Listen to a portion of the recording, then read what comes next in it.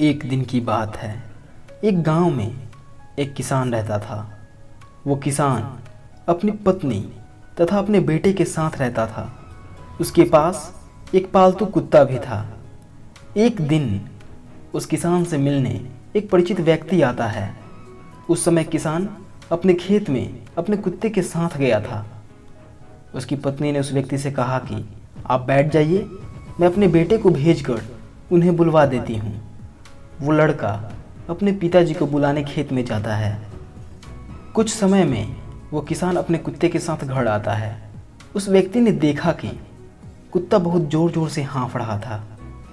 उसने किसान से पूछा कि क्या आपका खेत यहाँ से बहुत दूर है?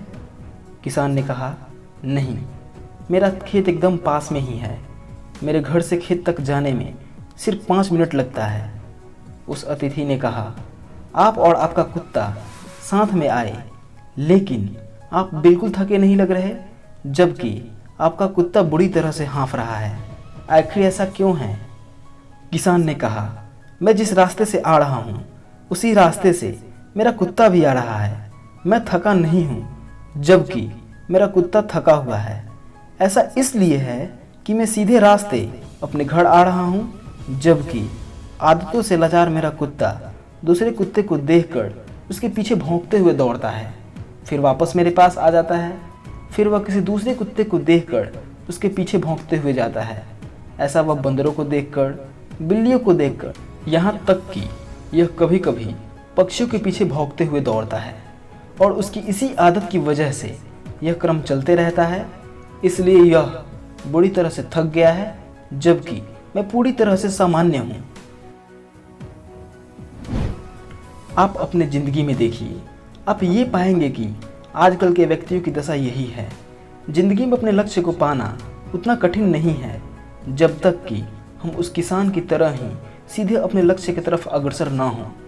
जब हम और हमारे लक्ष्य के बीच में आने वाले नेगेटिव लोग के बातों से भटकते हैं, लक्ष्य को पाने में समस्या महसूस करते हैं और हम थक जाते हैं।